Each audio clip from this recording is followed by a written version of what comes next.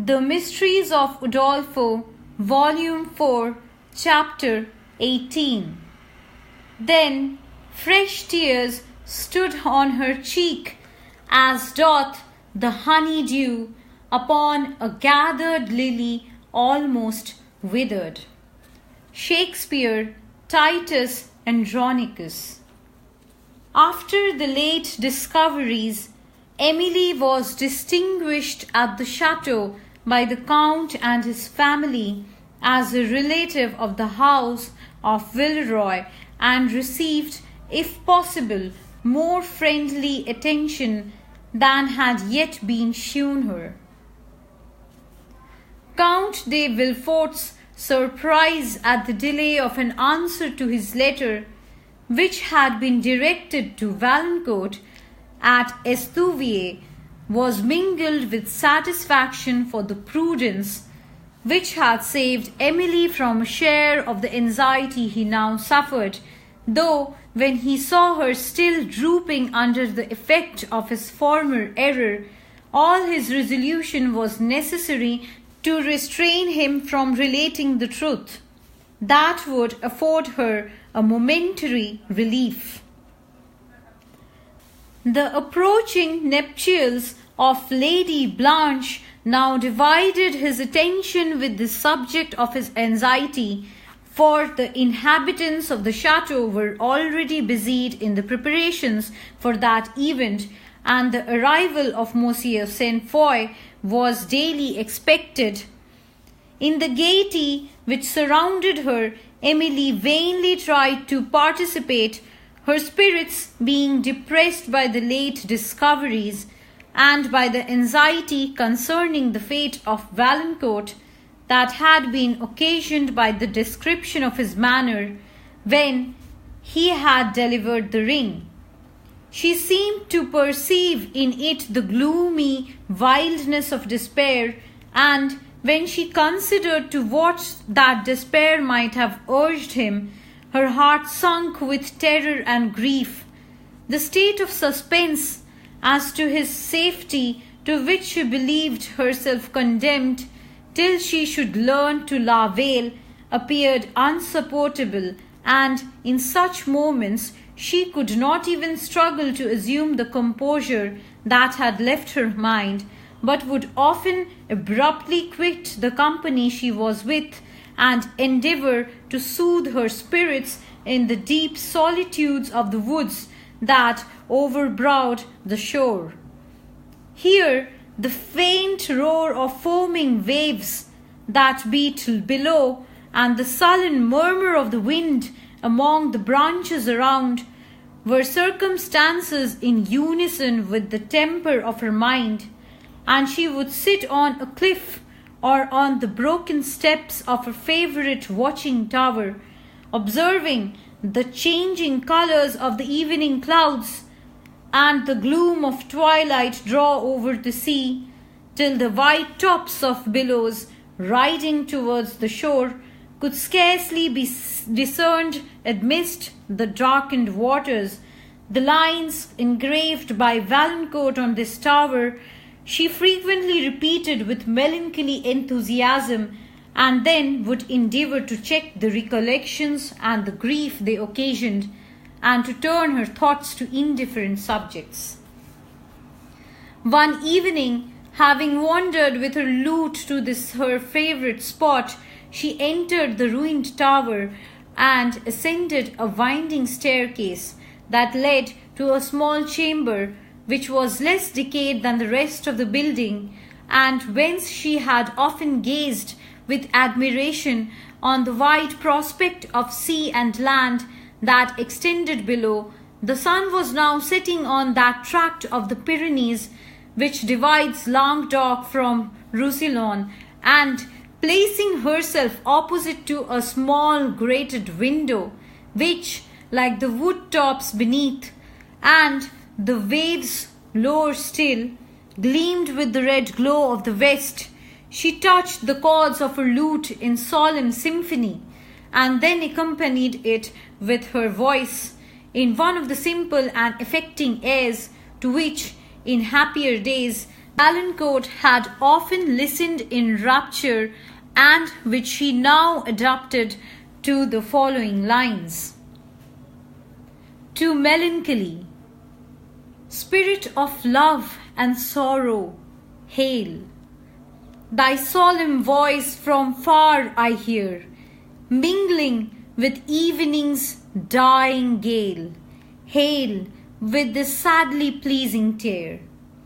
Oh, at this lonely hour, thine own sweet hour of closing day, awake thy lute, whose charmful power shall call up fancy to obey, to paint the wild romantic dream that meets the poet's musing eye, as on the bank of shadowy stream he breathes to her the fervid sigh. O lonely spirits, let thy song lead me through all thy sacred haunt. The minster's moonlight ails along, where spectres raise the midnight chaunt. I hear their dirges faintly swell, then sink at once in silence drear, while from the pillared cloister's cell dimly their gliding forms appear. Lead where the pine woods wave on high, whose pathless sod is darkly seen, as the cold moon with trembling eye darts her long beams the leaves between.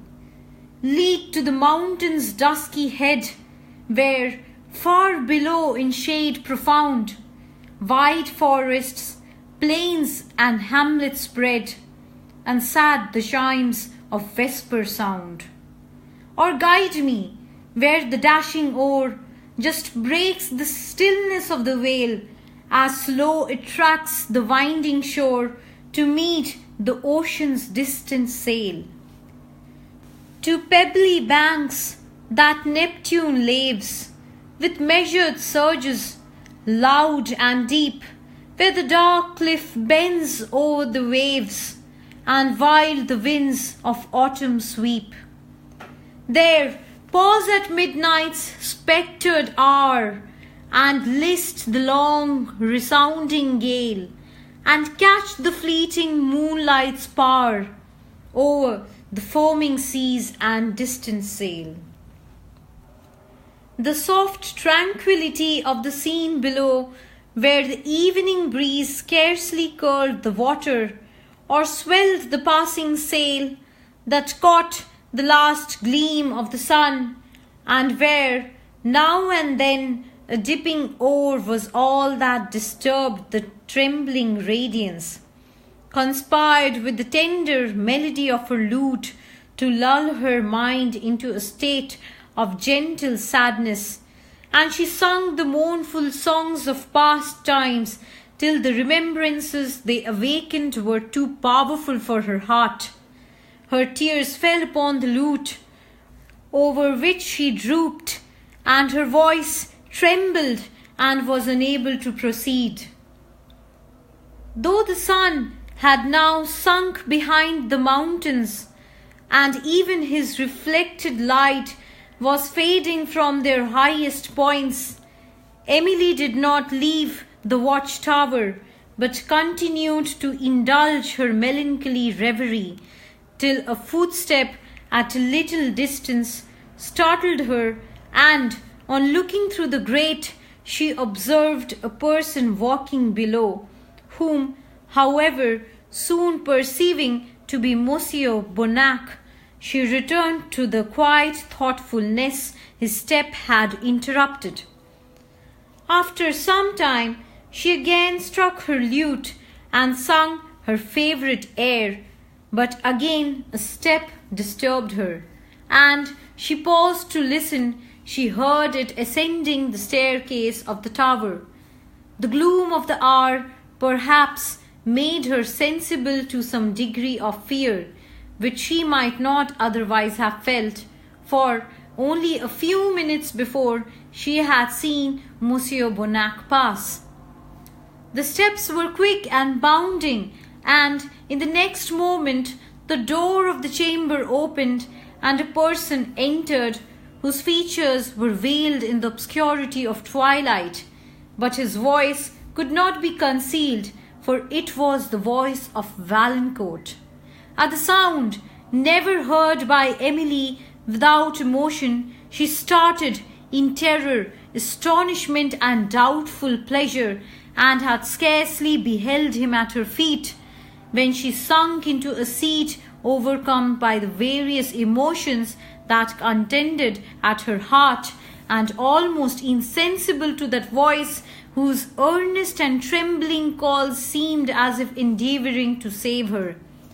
Valancourt, as he hung over Emily, deplored his own rash impatience in having thus surprised her, for when he had arrived at the chateau, too anxious to wait the return of the Count, who he understood was in the grounds, he went himself to seek him, when, as he passed over the tower, he was struck by the sound of Emily's voice, and immediately ascended. It was a considerable time before she revived, but when her recollection returned, she repulsed his attentions with an air of reserve, and inquired with as much displeasure as it was possible she could feel in these first moments of his appearance, the occasion of his visit. "Ah, Emily," said Valancourt, "that air, those words! Alas, I have then little to hope. When you ceased to esteem me, you ceased also to love me." "Most true, sir," replied Emily, endeavouring to command her trembling voice, "and if you had valued my esteem, you would not have given me this new occasion for uneasiness." Valancourt's countenance changed suddenly from the anxieties of doubt to an expression of surprise and dismay. He was silent a moment, and then said, "I had been taught to hope for a very different reception. Is it, then, true, Emily, that I have lost your regard forever? Am I to believe that, though your esteem for me may return, your affection never can? Can the Count have meditated the cruelty which now tortures me with a second death?" The voice in which he spoke this alarmed Emily as much as his words surprised her, and with trembling impatience she begged that he would explain them. "Can any explanation be necessary?" said Valancourt. "Do you not know how cruelly my conduct has been misrepresented? That the actions of which you once believed me guilty, and, oh Emily, how could you so degrade me in your opinion, even for a moment? Those actions I hold in as much contempt and abhorrence as yourself. Are you, indeed, ignorant that Count de Villefort has detected the slanders that have robbed me of all I hold dear on earth, and has invited me hither to justify to you my former conduct? It is surely impossible you can be uninformed of these circumstances, and I am again torturing myself with false hope." The silence of Emily confirmed this supposition, for the deep twilight would not allow Valancourt to distinguish the astonishment and doubting joy that fixed her features. For a moment she continued unable to speak.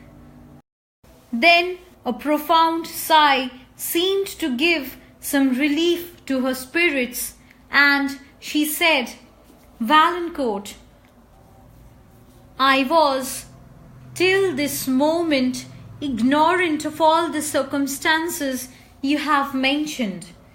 The emotion I now suffer may assure you of the truth of this, and that, though I had ceased to esteem, I had not taught myself entirely to forget you." "This moment," said Valancourt in a low voice, and leaning for support against the window, "this moment brings with it a conviction that overpowers me. I am dear to you then, still dear to you, my Emily." "Is it necessary that I should tell you so?" she replied. "Is it necessary that I should say, 'These are the first moments of joy I have known since your departure, and that they repay me for all those of pain I have suffered in the interval?'" Valancourt sighed deeply and was unable to reply. But as he pressed her hands to his lips, the tears that fell over it spoke a language which could not be mistaken, and to which words were inadequate. Emily, somewhat tranquilized, proposed returning to the chateau, and then, for the first time, recollected that the Count had invited Valancourt thither to explain his conduct, and that no explanation had yet been given. But, while she acknowledged this, her heart would not allow her to dwell for a moment on the possibility of his unworthiness. His look, his voice, his manner, all spoke the noble sincerity which had formerly distinguished him, and she again permitted herself to indulge the emotions of a joy more surprising and powerful than she had ever before experienced. Neither Emily or Valancourt were conscious how they reached the chateau, whether they might have been transformed by the spell of a fairy, for anything they could remember, and it was not till they had reached the great hall that either of them recollected there were other persons in the world besides themselves. The Count then came forth with surprise, and with the joyfulness of pure benevolence, to welcome Valancourt and to entreat his forgiveness of the injustice he had done him, soon after which Monsieur Bonnac joined this happy group in which he and Valancourt were mutually rejoiced to meet. When the first congratulations were over, and the general joy became somewhat more tranquil, the Count withdrew with Valancourt to the library, where a long conversation passed between them, in which the latter so clearly justified himself to the criminal parts of the conduct imputed to him, and so candidly confessed and so feelingly lamented the follies which he had committed. The Count was confirmed in the belief of all he had hoped, and while he perceived so many noble virtues in Valancourt, and that experience had taught him to detest the follies which before he had only not admired, he did not scruple to believe that he would pass through life with the dignity of a wise and good man, or to entrust to his care the future happiness of Emily St. Aubert, for whom he felt the solicitude of a parent. Of this he soon informed her in a short conversation when Valancourt had left him.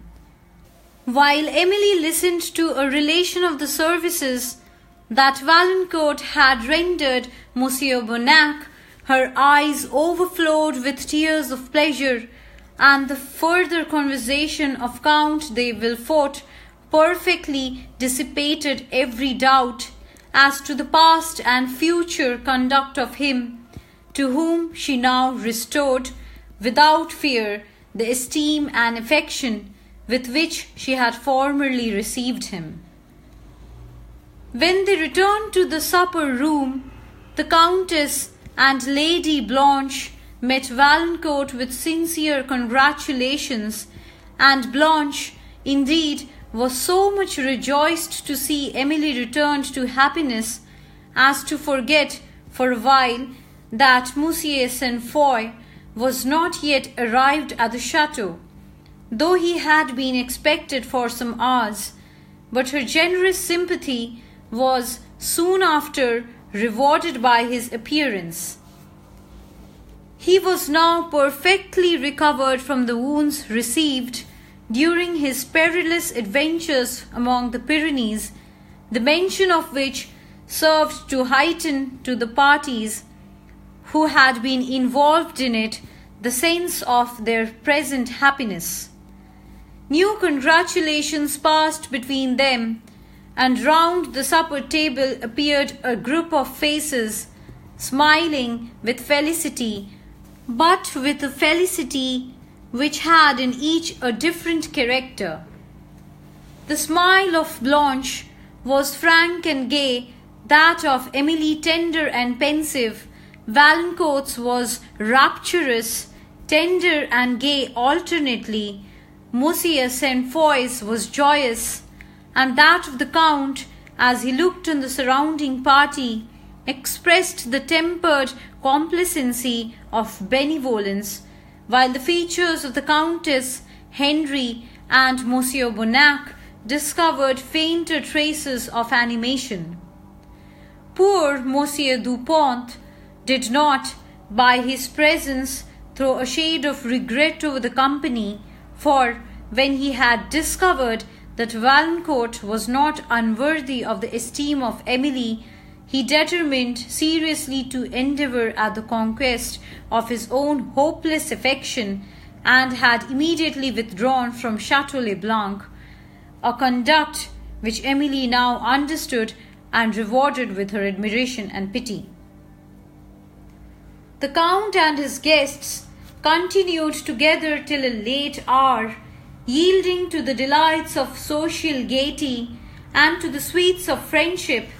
When Annette heard of the arrival of Valancourt, Ludovico had some difficulty to prevent her going into the supper room to express her joy, for she declared that she had never been so rejoiced at any accident as this since she had found Ludovico himself.